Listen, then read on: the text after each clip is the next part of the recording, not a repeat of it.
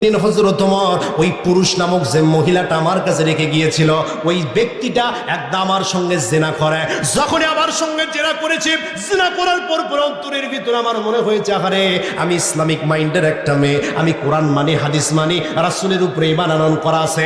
যে আমার সঙ্গে জিনা করেছে, আমি রাগ কন্ট্রোল করতে পারি নাই। আমিরুল মুমিনিন আমি সঙ্গে সঙ্গে তাকে হত্যা করেছি। হত্যা করার পর আপনার বাড়ির পাশে লাশ রেখে এসেছি। এই জিনা করার কারণে আমার পেটের ভিতরে যে সন্তানটা হয়েছে, তার ঠিক 10 মাস পরে সন্তানটাকেও আমি আপনার ওই বাড়ির পাশে রেখে এসেছি, যাতে আপনি সন্তানটাকে লালন পালন করতে পারেন। আমিরুল মুমিনিন হযরত ওমর ডাক দিয়া বলতেছেন, মহিলা তুমি ঠিক কাজটাই করেছো। আল্লাহু আকবার বলেন। কারণ হলো আল্লাহর কোরআনের বিধান অনুযায়ী যদি কোনো যুবক বিয়ের আগে জিনা করে, বিয়ের আগে জিনার ভিতরে লিপ্ত হয়ে যায়, তাহলে ইসলামিক আইন মতো তাকে 80 বেত্রাঘাত করতে হবে, 1 বছরের জন্য গ্রাম থেকে ছাড়া দিতে হবে।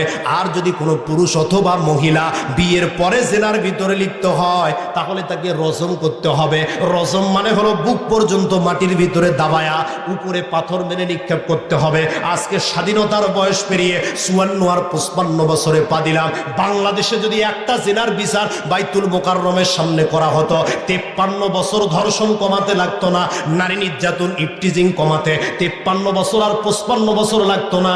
একটা বিচার যদি কার্যকর হতো, 55 মিনিটে সারা বাংলাদেশে ধর্ষণ বন্ধ হতো।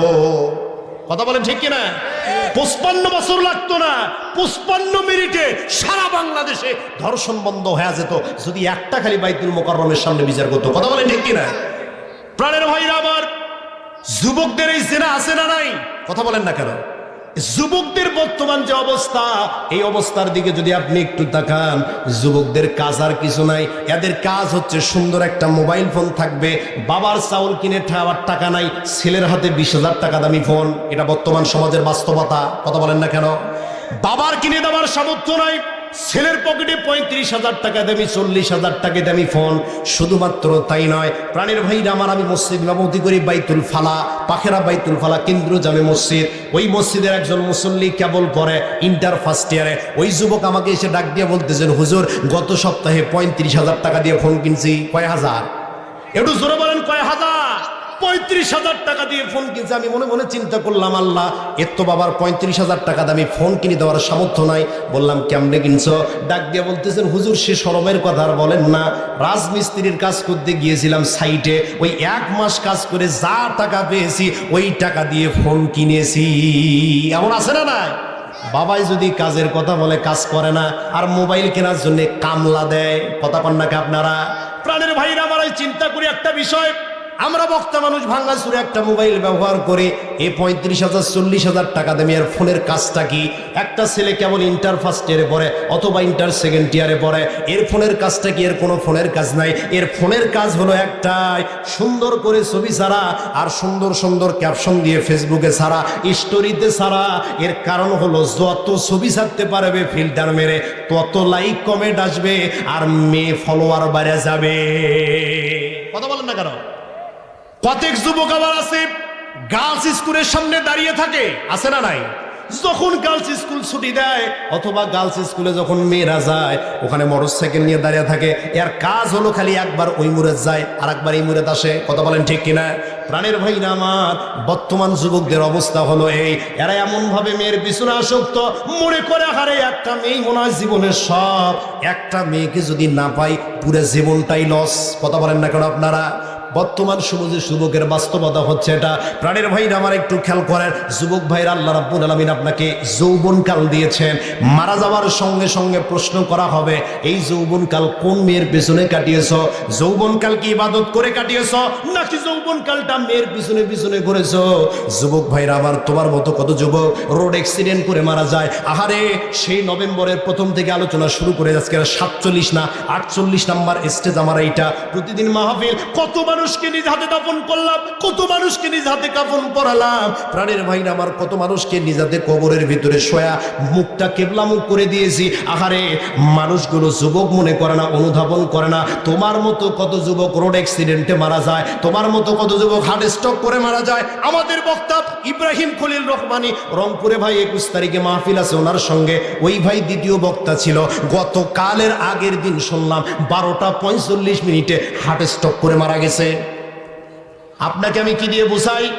দুনিয়ার জিন্দেগি, এই জিন্দেগি যদি আপনি স্থায়িত্ব মনে করেন তাহলে হবে না। আল্লাহ রাব্বুল আলামিন বলছেন, এই দুনিয়ার জিন্দেগিটাকে আমি তোমাদের জন্য আকর্ষণীয় করে দিয়েছি, চাকচিক্য করে দিয়েছি। এই চাকচিক্য জুইলা লিন্নাসি হুব্বুস শাহাওয়াতি মিনান নিসা, এই চাকচিক্যময় বস্তুগুলোর ভিতরে, যুবক ভাইয়েরা শোনো, এই চাকচিক্যময় বস্তুগুলোর ভিতরে প্রথম যে জিনিসটাকেই দিয়েছি সেইটা হলো নারী। সেটার নাম কি? আল্লাহ নবী বলতেছেন, আমার ওফাতের পরে এমন কোন ফিতনা রেখে গেলাম না যেটা পুরুষদের জন্য ক্ষতিকারক হতে পারে, একমাত্র নারী ছাড়া। আপনি যত বড় বক্তা হন না কেন, যত বড় মুফতি হন না কেন, মুহাদ্দিস হন না কেন, আপনি যত বড় এমপি হন না কেন, মন্ত্রী হন না কেন, এক হাসি দিয়ে আপনার মাথার বিদ্যা বুদ্ধি মুহূর্তের মধ্যে নষ্ট করে দিতে পারে, তার নাম হলো নারী। কথা বলেন না কেন আপনারা? প্রেম প্রীতির জ্বালা, মোবাইলের মেহালা, প্রেম প্রীতির জ্বালা, মোবাইলের মেহালা, এখন আর চিঠি লেখা লাগে না। হায়রে, এখন আর চিঠি লেখা লাগে না। মোবাইল ফোন আসিল, কি দোলা লাগিল, ফজরের ঘুম তো মাইয়ার ভাঙে না। হায়রে, মোবাইল ফোন আসিল, কি দোলা লাগিল, ফজরের ঘুম তো বাবার ভাঙে না। কথা বলেন ঠিক কিনা? পোলায় সারা রাতে জাগিয়া ফোনে কথা বলিয়া, মাইয়া সারা রাতে জাগিয়া ফোনে কথা বলিয়া, পড়াশোনা মাইয়ার ভালো লাগে না। হায়রে, পড়াশোনা বাবার ভালো লাগে না। মোবাইল ফোন আসিল, কি দোলাহা লাগিল, ফজরের ঘুম তো মাইয়ার ভাগে না। জোরে জোরে কথা বলেন ঠিক না ব্যাঠি? প্রাণের ভাইরা আমার, আলোচনায় ছিলাম, ডাক দিয়া বলতেছেন, তুমি আসল কাজটাই করেছো। তাহলে কোরআন অনুযায়ী যদি বিচার করা হতো, বাংলাদেশে ধর্ষণ থাকতো না, নারী নির্যাতন থাকতো না, ইফটিজিং থাকতো না। প্রাণের ভাইরা আমার, একটু খেয়াল করেন, আলোচ্য আয়াতে কারিমা, যে আয়াতে কারিমা তিলাওয়াত করেছি, ওখান থেকে আর 10 মিনিট আলোচনা হবে। রাজি আছেন তো আপনারা? একটু কথা বলেন, রাজি আছেন তো আপনারা? আমার সাথে সবাই পড়ুন, অকালাল্লাযীনা কাফারু লা তাসমাউ লিহাদাল কুরআন ওয়ালগাউ ফিহি লাআল্লাকুম তাগলিবুন। আল্লাহ রাব্বুল আলামিন বলছেন, এই কোরআনের আলোচনায় কিন্তু ছিলাম আমি, কোরআন কেমনে আসলো। প্রাণের ভাইরা আমার, আল্লাহ রাব্বুল আলামিন বলছেন, ওয়াকালাল্লাযীনা কাফারু লা তাসমাউ লিহাদাল কুরআন। কাফেররা বলতে চায়, কাফেররা যে কথাটা মানুষদের সামনে উপস্থাপন করতে চায় সেইটা হলো, তোমরা কোরআন শোনো না, কোরআন মানো না। ওরা মনে করে যদি কোরআন শুনতে আর কোরআন মানতে, কোরআন বলতে যদি বাধা দিতে পারে, মনে হয় আমরা বিজয় অর্জন করতে পারবো। কিন্তু রাব্বুল আলামিন ডাক দিয়ে বলেন, লাআল্লাকুম তাগলিবুন, কোরআন যারা বাধা দিবে আল্লাহ রাব্বুল আলামিন ওদেরকেই বন্ধ করে দেবে। কথা বলেন ঠিক কিনা? যারা বক্তাদের কণ্ঠ, আলেম ওলামাদের কণ্ঠকে রোধ করতে চাইবে, ইসলামিক দলকে নিষিদ্ধ করে দিবে। প্রাণের ভাইরা আমার, আল্লাহ রাব্বুল আলামিন বলছেন, জালেমের জুলুম বেশি দিন থাকে না, ওটাকে চিরস্থায়ীভাবে শেষ করে দেওয়া হয়। আল্লাহ বলতেছেন, ওয়াকালাল্লাযীনা কাফারু লা তাসমাউ লিহাদাল কুরআন। কাফেররা বলে কোরআন শোনো না, কোরআন মানো না। কারণ হলো, কোরআন যখন মানুষ শুনবে আর কোরআন যখন মানবে, তখন কাফেরদের আর বেঈমানদের ব্যবসা টিকবে না। কথা বলেন ঠিক কিনা? প্রাণের ভাইরা আমার, আল্লাহর নবী জনাবি মুহাম্মদুর রাসূলুল্লাহ সাল্লাল্লাহু আলাইহি সাল্লাম যখন মানুষদেরকে কোরআনের দাওয়াত দিচ্ছিলেন, যখন মানুষদেরকে ইসলামের কথা বলতেছিলেন, বলেন তো আবু জেহেল পক্ষে ছিল না বিপক্ষে ছিল? একটু জোরে বলেন, পক্ষে ছিল না বিপক্ষে ছিল? আবু জেহেল আল্লাহর নবীর পক্ষে ছিল না। আবু জেহেল সব সময় প্রচেষ্টা চালাতো আল্লাহর নবীকে কেমনে অফ করে দেওয়া যায়, আল্লাহর নবীকে কেমনে বন্ধ করে দেওয়া যায়, ইসলামকে কেমনে নিশ্চিহ্ন করা যায়। প্রাণের ভাইরা আমার, একটু খেয়াল করেন, আবু জেহেল যখন এইরকম চেষ্টা করে আল্লাহর নবীকে থামাতে পারতেছে না, কোরআনের আলোকে ইসলামের আলোকে যখন বন্ধ করতে পারতেছে না, আল্লাহর নবীকে যখন থামাতে পারতেছে না, মনে মনে চিন্তা করলো, আর এমন করে হবে না, বাহিরের দেশে সাহায্য করা লাগবে। প্রাণের ভাইরা আমার, তৎকালীন সময়ে সিরিয়ার গভর্নর ছিল হাবিব বিন মালেক, সবচাইতে ক্ষমতাধর বাদশাহ। ক্ষমতার দিক দিয়া যত পাওয়ার আছে, সব পাওয়ারের দিক দিয়া নাম্বার 1 হচ্ছে হাবিব বিন মালেক। এবার মনে মনে চিন্তা করলো, হাবিব বিন মালেকের কাছে চিঠি লিখতেছেন, ও হাবিব বিন মালেক, আমার মক্কার ভিতরে একটা যুবকের আবির্ভাব হয়েছে, এমন একটা যুবকের আবির্ভাব হয়েছে যে যুবকটা মানুষকে ধর্মান্তরিত করে, মানুষকে এক আল্লাহর দিকে আহ্বান করে, মানুষকে ইসলামের দাওয়াত দেয়, মানুষকে কোরআনের দাওয়াত দেয় এবং নিজেকে নবী দাবি করে। ও হাবিব বিন মালেক, যদি এইটা বন্ধ না করতে পারি, আবু জাহেলের কিন্তু ব্যবসার বেশি দিন টিকবে না। কথা বলেন ঠিক কিনা? প্রাণের ভাইরা আমার, আবু জেহেল যখন চিঠি নিয়ে হাবিব বিন মালিকের দরবারে চলে গেলেন, সিরিয়ার ভিতরে যাবার পর হাবিব বিন মালিক চিঠি পড়ে ডাক দিয়ে বলতেছেন, আবু জেহেল কি করা লাগবে? বলে, আপনি তো তাওরাত সম্পর্কে জানেন, আপনি তো জাব্বুর সম্পর্কে জানেন, আপনি তো ইনজিল সম্পর্কে জানেন। ও হাবিব বিন মালিক, ওনাকে আল্লাহর পক্ষ থেকে অবতীর্ণ কিতাব এসেছে তার প্রতি, অতএব তাকে সাইজ করা লাগবে। এমন সাইজ করতে হবে যে সাইজ করার কারণে কোনোদিন আর ইসলামের কথা বলবে না, কোনোদিন আর কোরআনের কথা বলবে না। প্রাণের ভাইরা আমার, একটু খেয়াল করেন, দীর্ঘ ঘটনা সংক্ষেপ। এবার যখন হাবিব বিন মালিক বলতেছেন, ঠিক আছে তুমি বাড়িতে চলে যাও, মক্কার ভিতরে চলে যাও, আমি সময় মতো তোমার কাছে চলে আসবো। ডাক দিয়ে বলতেছেন, নেতা কেমনে সাইজ করবেন একটু বলেন তো। ডাক দিয়ে বলেন, আমি তাকে 3টা প্রশ্ন করব। একটা হলো শরীয়তের প্রশ্ন, 2 নাম্বার হলো মারেফাতের প্রশ্ন, 3 নাম্বার হলো আত্মাধিক প্রশ্ন। এই 3টা প্রশ্ন আমি তার কাছে উপস্থাপন করব। যদি সে সত্য নবী হয়ে থাকে তাহলে 3টা প্রশ্নের উত্তর দিতে পারবে। এবার আবু জেহেল ডাক দিয়ে বলেন, যদি 3টা প্রশ্নের উত্তর দেয় তারপরে কি করবেন? ডাক দিয়ে বলতেছেন, আবু জেহেল রে, আমি যে মক্কার ভিতরে যাব, একা যাব না, একসঙ্গে 12,000 সৈন্য নিয়ে আমি যাব। যদি প্রশ্নের উত্তর ঠিকঠাক মতো দেয় তারপরেও আমি তাকে 12,000 সৈন্য দিয়ে সাইজ করে দেব। আল্লাহু আকবার বলেন তো, আল্লাহর নবী কি সাইজ করা সম্ভব? জোরে বলেন সম্ভব। আল্লাহ রাব্বুল আলামিন বলছেন, দুনিয়ার মানুষেরা, এই কোরআন নাজিল করেছে আমি, ইন্না নাহনু নাযালনা যিকরা ওয়া ইন্না লাহু লাহাফিজুন। কোরআন নাজিল করেছে আমি, হেফাজতের দায়িত্ব আমি আল্লাহর। প্রাণের ভাইরা আমার, একটু খেয়াল করেন, আল্লাহর নবী সাহাবীকে অপমান করার জন্য, অপদস্থ করার জন্য হাবিব বিন মালিককে যখন চিঠি লিখলেন, এবার ডাক দিয়ে বলতেছেন, তুমি বাড়িতে চলে যাও, মক্কার ভিতরে যাওয়ার পর গিয়ে একটা মঞ্চ প্রস্তুত করো এবং মক্কার সব লোকদেরকে এলান করে দাও। মক্কার সব লোকদেরকে ডাক দিয়ে বলো, আমি হাবিব বিন মালিক অমুক দিন আসতেছি মুহাম্মদকে সাইজ করার জন্য। এবার যখন ওই চলে গেল, যাওয়ার পর মক্কার ভিতরে গিয়ে 2 পাহাড়ের মধ্যবর্তী স্থানের ভিতরে একটা সুন্দর মঞ্চ প্রস্তুত করছে। বুদ্ধি করে মঞ্চের উপরে 2টা চেয়ার রাখছে। একটা হলো স্বর্ণ খচিত চেয়ার, আর একটা হলো রৌপ্য খচিত চেয়ার। এর মনে চিন্তা ভাবনা হলো, এই যে স্বর্ণ খচিত চেয়ারটা দেখতে পাওয়া যায়, এই স্বর্ণ খচিত চেয়ারে প্রধান অতিথি বসবে, মানে হাবিব বিন মালিক বসবে। আর রৌপ্য খচিত যে চেয়ারটা আছে, এই চেয়ারটার ভিতরে আমি আবু জেহেল সভাপতির দায়িত্ব পালন করব। আর আমার ভাতিজা যখন মুহাম্মদ আসবে, ওকে জমিনের ভিতরে বসায়া অপমান করব। নাউযুবিল্লাহ পড়েন। দুষ্ট লোকের দুষ্ট বুদ্ধি, কথা বলেন ঠিক না ঠিক? এরা সব সময় খালি চায় মানুষকে কেমন অপমান করা যায়। কিন্তু আল্লাহ বলতেছেন, ওয়া তুইজ্জু মান তাশা ওয়া তুযিল্লু মান তাশা। ক্ষমতা আর ইজ্জত সম্মান দেওয়ার মালিক হচ্ছে আল্লাহ। আল্লাহ যদি কাউকে সম্মানিত করতে চায়, পৃথিবীর সব মানুষ মিলে যদি তাকে অসম্মানিত করতে চায়, এরপরও পারবে? জোরে বলেন, পারবে? প্রাণের ভাইরা আমার, খেয়াল করেন, আল্লাহর নবীকে অপমান করার জন্য 2টা চেয়ার রাখছে। একটা হলো স্বর্ণ খচিত চেয়ার, আর একটা হলো রৌপ্য খচিত চেয়ার। স্বর্ণ খচিত চেয়ারে প্রধান অতিথি বসবে, রৌপ্য খচিত চেয়ারে সভাপতি বসবে। দিনক্ষণ যখন সব ঠিক হয়ে গেল, হাবিব বিন মালিক 12,000 সৈন্য নিয়ে সিরিয়া থেকে রওনা করে দিয়েছে। মক্কার ভিতরে যখন প্রবেশ করতেছে, মক্কার ছোট বড় যত মহিলা ছিল, যত পুরুষ ছিল, সবগুলো মানুষ একত্রিত হয়ে হাবিব বিন মালিককে অভিবাদন জানাচ্ছে, তাকে শুভেচ্ছা জানাচ্ছে। শুভেচ্ছা জানানোর পর যখন মঞ্চের উপরে চলে গেল, মঞ্চের উপরে যাবার পর ডাক দিয়ে বলতেছেন, নেতা আপনি স্বর্ণ খচিত চেয়ারের উপরে বসেন। এবার যখন রৌপ্য খচিত চেয়ারে বসছে, ডাক দিয়ে বলতেছেন, আবু জেহেল রে, ও আবু জেহেল, যাকে সাইজ করার জন্য নিয়ে আসলা, ওই মুহাম্মদ কোথায়? ও মুহাম্মদের তো দেখা পাচ্ছি না। ডাক দিয়ে বলতেছেন, নেতা মুহাম্মদ তো এমন মানুষ, ওকে যেখানে দাওয়াত করা হয় সেখানেই যায়। ইয়া ছাড়া আপনি যত বড় নেতা হন না কেন, আপনাকে দেখার জন্য দাওয়াত ছাড়া কোনোদিন সে এখানে আসবে না। আল্লাহু আকবার বলেন। আল্লাহর নবী তো যেন তেন নবী নন, গোটা পৃথিবীর সর্বশ্রেষ্ঠ নেতা, সর্বকালের সর্বশ্রেষ্ঠ নেতা, সর্বকালের সর্বশ্রেষ্ঠ রাজনীতিবিদ আমার নবী জনাবি মুহাম্মদ রাসূলুল্লাহ সাল্লাল্লাহু আলাইহি ওয়াসাল্লাম ডাক দিয়ে বলতেছেন, দাওয়াত ছাড়া সেখানে আসবে না। এবার যখন বললেন ঠিক আছে, তাকে ধরে নিয়ে আসো, আবু জেহেলকে ডাক দিয়ে বললেন, তাকে ধরে নিয়ে আসো।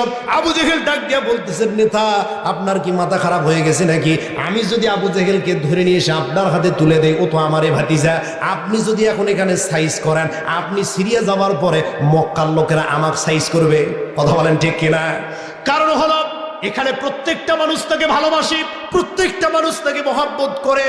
আপনি কি পাগল হয়ে গিয়েছেন নাকি আমি তাকে আনতে পারবো না? ও নেতা, আপনি কয়েকজন সৈন্য পাঠিয়ে দেন, যে সৈন্যগুলো গিয়ে আবু মুহাম্মদ সাল্লাল্লাহু আলাইহি ওয়াসাল্লামকে নিয়ে আসবে। এবার যখন হাবিব বিন মালিক কয়েকজন সৈন্য পাঠিয়ে দিলেন, সৈন্য যাওয়ার পরে দেখতেছেন আল্লাহর নবী মসজিদে নববীর অর্থাৎ বাইতুল হারামের সামনে বসে আছে। ডাক দিয়ে বলতেছেন, তুমি কি মুহাম্মদ? বলে হ্যাঁ, আমি হলাম মুহাম্মদ, আব্দুল মুতাল্লিবের নাতি আব্দুল্লাহর পুত্র আহমদ। ডাক দিয়ে বলতেছেন, তোমার সঙ্গে বাহাস করার জন্য, তোমার সঙ্গে দেখা করার জন্য ওই সুদূর সিরিয়া থেকে আমার নেতা হাবিব বিন মালিক চলে এসেছে। সে তোমাকে দাওয়াত করেছে, তুমি যেন তাড়াতাড়ি তার দরবারে চলে যাও। এবার যখন হাবিব বিন মালিকের দাওয়াত পেলেন, আল্লাহর নবী বলতেছেন, ঠিক আছে তোমরা চলে যাও। আল্লাহর নবী 2 রাকাত নামাজ আদায় করলেন। 2 রাকাত নামাজ আদায়ের পর আল্লাহর দরবারে দোয়া করতেছেন, আল্লাহ গো, আমি হাবিব বিন মালিকের দরবারে যাচ্ছি। ও আল্লাহ, ওই ব্যক্তিটা আমাকে সাইজ করার জন্য 1 নয় 2 নয় 12,000 সৈন্য নিয়ে এসেছে। ও আল্লাহ, কাজ করে মাবুদ, আমি তো ক্ষমতা দিয়ে তার সঙ্গে একাই কুলাতে পারবো না। ও আল্লাহ, আমাকে এমন জ্ঞান আপনি দান করেন যে জ্ঞান দিয়ে 12,000 সৈন্য এবং হাবিব বিন মালিকের উপরে যেন আমি বিজয়ী হতে পারি। আল্লাহু আকবার বলে। আলোচনা কি চলবে? একটু জোরে বলেন, চলবে? প্রাণের ভাইরা আমার খেয়াল করেন, আল্লাহর নবী সাহাবী, আল্লাহর নবী যখন দোয়া করার পরে আল্লাহর নবী যখন যাচ্ছেন ওই মদিনার ভিতরে, মক্কার ভিতরে হাবিব বিন মালিকের সঙ্গে দেখা করার জন্য, আবু বকর পিছন পিছন ডাক দিয়ে বলে, ইয়া রাসূলুল্লাহ, আপনি যাবেন না? বলে, কেন যাব না? ইয়া রাসূলুল্লাহ, আপনাকে সাইজ করার জন্য 1 নয় 2 নয় 12,000 সৈন্য এসেছে। ও নবী, আপনি ওখানে একা যাবেন না, পরিস্থিতি কিন্তু ভালো নয়। আল্লাহর নবী ডাক দিয়ে বলে, আবু বকর রে, পরিস্থিতি যতই খারাপ হোক না কেন, আমি আল্লাহর দরবারে সাহায্য চেয়েছি। আল্লাহ রাব্বুল আলামিন যদি আমাকে সাহায্য করেন আর আমার সঙ্গে যদি আল্লাহ থাকে, আমি মুহাম্মদ সাল্লাল্লাহু আলাইহি সাল্লাম যদি একাই থাকি, গোটা পৃথিবী যদি আমার বিপক্ষে চলে যায়, এরপরও আমার কোনো কিছু যায় আসে না। কথা বলেন ঠিক কিনা? পৃথিবীর সব মানুষ মিলে যদি মনে করে ওই ব্যক্তিটাকে অপদস্থ করব, অপমান করব, ওকে নিচে ডাবায়া দেব, সবগুলো লোক যদি একত্রিত থাকে আর ওই ব্যক্তির সঙ্গে যদি আল্লাহ থাকে, গোটা দুনিয়া বিপক্ষে গেলেও ওই ব্যক্তিকে কোনোদিন অপদস্থ করতে পারবে না। পারবে? পারবে না, সম্ভব নয়।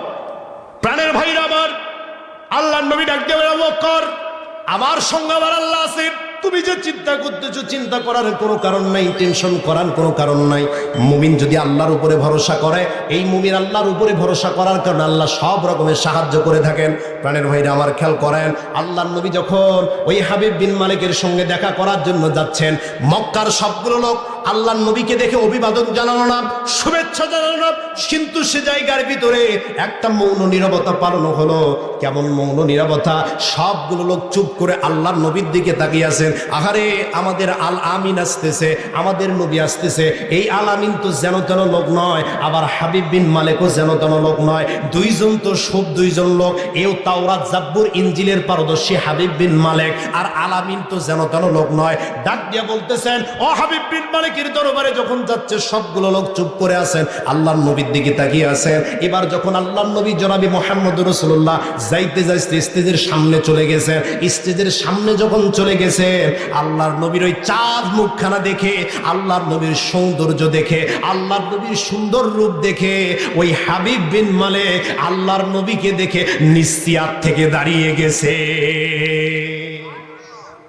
নিজের চেয়ারে বসা ছিল স্বর্ণ খচিত চেয়ার, এই স্বর্ণ খচিত চেয়ার থেকে দাঁড়িয়ে গেছে। আল্লাহর নবীকে দেখা মাত্রই যেই হাবিব বিন মালিক দাঁড়াছে, ওই যে পাশে বসা আবু জেহেল রৌপ্য খচিত চেয়ারে, ও মনে মনে চিন্তা করতেছে, নেতা দাঁড়িয়ে গেছে, কর্মী আর বসে থাকা যাবে না। কথা বলেন ঠিক কিনা? নেতা যেখানে দাঁড়ায়, কর্মী কি বসার সুযোগ আছে? জোরে বলেন, আছে? গত 17 বছরে আমরা দেখতে পেয়েছি, প্রাণের ভাইরা আমার, আমাদের ওবায়দুল কাদের কাকু কিন্তু এমনিতে বলে না স্টেজ থাকি নামো, এত নেতাকে। কথা বলে ঠিক কিনা? সবাই খালি স্টেজে উঠতে চায়, আহারে নেতার অভাব নাই। তেমনি আবু জেহেল চিন্তা করতেছে, আমার নেতা হাবিব বিন মালিক ও দাঁড়ায় গেছে, আমি কর্মী আর বসে থাকার কোনো সুযোগ। প্রাণের ভাইরা আমার খেয়াল করেন, আল্লাহর নবীকে যখন দেখলেন, ডাক দিয়া বলতেছেন, মুহাম্মদ তুমি উপরের দিকে চলে আসো। আল্লাহর নবী যখন স্টেজের উপরে চলে গেলেন, হাবিব বিন মালিক আস্তে করে আল্লাহর নবীকে ওই প্রধান অতিথির চেয়ারে বসায়া দিলেন। সুবহানাল্লাহ পড়েন। একটু জোরে বলেন সুবহানাল্লাহ। যখনই চেয়ারে বসায়া দিয়েছে, আবু জেহেল কানে কানে ডাক দিয়ে বলতেছেন, নেতাটা কি কাজ করলেন আপনি?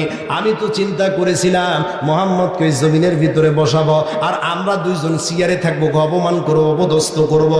আপনি কেন চেয়ারে বসালেন, তাও আবার প্রধান অতিথি চেয়ারে? এবার ডাক দিয়ে বলতেছেন, আবু জেহেল চিন্তার কোনো কারণ নাই, তোমার টেনশনের কোনো কারণ নাই। কাছে টেনে অপমান করব। কি করব? কাছে টেনে অপমান করব, নিজের কাছে নিয়ে অপমান করব। এবার হাবিব বিন মালিক মনে মনে, যখন আবু জেহেল মনে মনে চিন্তা করতেছে, আল্লাহ আমার নেতার চেয়ারে মোহাম্মদ আমার ভাতিজাকে বসাইছে, আমি যদি এখানে রৌপ্য খচিত চেয়ারে বেশি মান থাকবে না। ও এখন ডাক দিয়ে বলতেছেন, নেতা আপনি দাঁড়িয়ে আছেন কেন, আপনি এখানে বসুন। এবার যখন হাবিব বিন মালিক ওই রৌপ্য খচিত চেয়ারে বসবে, আবু জেহেল আর উপরে জায়গা নাই, ও আস্তে আস্তে করে জমিনের ভিতরে চলে গেছে। আল্লাহু আকবার বলেন। যেই আল্লাহ ওই আবু জেহেলকে সভাপতির চেয়ার থেকে জমিনের ভিতরে বসা দিতে পারে, যেই আল্লাহ আল্লাহর নবীকে প্রধান অতিথির চেয়ারে বসা দিতে পারে, যেই আল্লাহ হাবিব বিন মালিককে চেয়ার থেকে উঠিয়ে আর এক চেয়ারে বসাতে পারে, ওই আল্লাহ এখনো আছে না নাই? জোরে বলেন, আছে না না? ওই আল্লাহ যদি চান তাহলে ইসলামিক দলকেও আগামীতে ক্ষমতায় বসাবে। কথা বলেন ঠিক কিনা? অনেক চোরকে তো দেখলাম আমরা, প্রাণের ভাইরা আমার, অনেক কিছুই দেখলাম। বাংলাদেশের দুর্নীতি কমলো না, কিন্তু আমরা এবার আর কোনো চোরকে দেখতে চাই না, বাটপারকেও দেখতে চাই না। আমরা চাই ইসলামিক দল ক্ষমতায় আসুক। কথা বলেন ঠিক না ভাই? প্রাণের ভাইরা আমার, নেতা যদি ভালো হয়, নীতি যদি ভালো হয়, তাহলে কর্মী ঠিক হয়ে যাবে। কথা বলেন ঠিক না ভাই? একটা উদাহরণ দেই আপনাদের কাছে। এক ব্যক্তি একটা আমের বাগান লিজ নিয়েছে, মানে আমের বাগান লিজ নিয়েছে বলতে ওই এই বছরে যত আম হবে সবগুলো আম সে নিবে, এর বিনিময়ে টাকা দিবে। তো প্রতিদিন রাত্রে ওই আমের বাগানটা পাহারা দেয়। কথা কি আবার বুঝতে পারতেছেন আপনারা কি মন খারাপ করেছেন? তো আমের বাগান পাহারা দিচ্ছে, পাহারা দিতে দিতে হঠাৎ করে একদিন রাতের বেলা লাইট মারছে। লাইট মারার পর দেখতেছেন একটা ছেলে একটা ব্যাগ নিয়ে ওই আমের গাছে উঠেছে আম চুরি করার জন্য। এখন ডাক দিয়ে বলতেছেন, এই লোক মুরব্বী ডাক দিয়ে বলছেন, বেয়াদব কথাকার, আমার কাছে আম চুরি করতে উঠেছো, কালকেই তোমার বাবাকে বলে দেবো, তোমার বাবার কাছে বিচার দেবো, তুমি কেন আমার কাছে আম চুরি করতে উঠেছো? এবার ওই ছেলে মুসকি মুসকি হাসে, এই বেয়াদব, তুমি আমার ধারি শোনার বড় হাসো কেন? ডাক দিয়ে বলতেছেন, চাচা লাইটটা আমার কাছে না দিয়ে ওই গাছে মারেন। যখন ওই গাছে লাইটটা দিয়েছেন, দেখে ওর বাবা ওখানে ছালা নিয়ে উঠছে। কি নিয়ে উঠছে? আর বাবা ওখানে ছালা নিয়ে উঠছে। ও ডাক দিয়ে বলেন, আপনি আমার বাবার কাছে বিচার দিবেন, আমি তো ব্যাগ নিয়ে উঠছি, আমার বাবা ওখানে ছালা নিয়ে উঠছে। তার মানে হলো, কর্মী যদি নেতা ঠিক হয়, আরে কর্মীকে চোর বলে কি লাভ? ওখান থেকে তো চুরি হয়ে দিয়েছে। কথা কন নাকি আপনারা? খারাপ লাগতেছে আপনাদের? প্রাণের ভাইরা আমার, খেয়াল করেন। এবার যখন হাবিব বিন মালিক চেয়ারে বসছে, বসার পরে আল্লাহর নবীকে যখন চেয়ারে বসানোর পরে আবু জেহেল মাটিতে বসে আছে, এবার হাবিব বিন মালিক প্রশ্ন শুরু করে দিয়েছেন। আল্লাহর নবী ডাক দিয়ে বলতেছেন, তোমার এখানে থাকার বেশি সময় আমি থাকতে পারবো না, বলো কি জানতে চাও? ডাক দিয়ে বলতেছেন, মুহাম্মদ রে, যে বিষয়টা প্রথম জানতে চাই সেইটা হলো, তুমি নাকি নিজেকে নবী হিসেবে দাবি করো, তুমি নাকি নিজেকে আল্লাহ রাসূল হিসেবে দাবি করো। ও মুহাম্মদ, এই ব্যাপারে তুমি কিছু বলতে চাও নাকি? এবার আল্লাহর নবী ডাক দিয়ে বলেন, মুহাম্মদ ও হাবিব বিন মালিক, তুমি যে প্রথম প্রশ্নটা করেছো এটা হচ্ছে একটা ভুল প্রশ্ন। কারণ হলো, আমি তো নিজেকে নবী হিসেবে দাবি করি না, আল্লাহ রাব্বুল আলামিন আমাকে নবুয়তের দায়িত্ব দিয়েছে। সুবহানাল্লাহ পড়েন।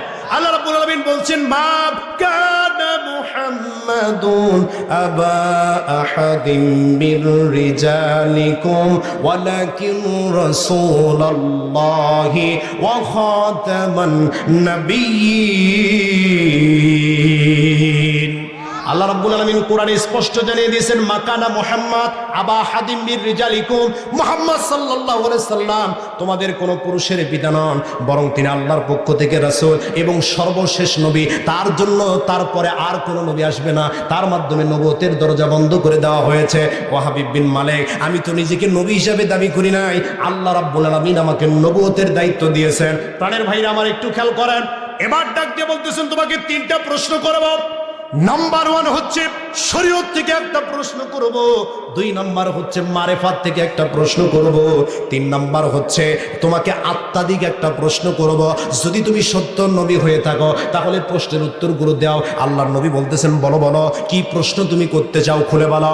এবার ডাক দিয়ে বলতেছেন, হাবিব বিন মালিক ডাক দিয়ে বলতেছেন, মুহাম্মদ রে, আমরা ইতিপূর্বে যত নবী এসেছিলেন তাওরাত সম্পর্কে আমি জানি, ইনজিল সম্পর্কে আমি জানি, আমি জাব্বুর সম্পর্কে জানি, প্রত্যেকটা ধর্মগ্রন্থ আমার মেমোরিতে মুখস্থ রয়েছে।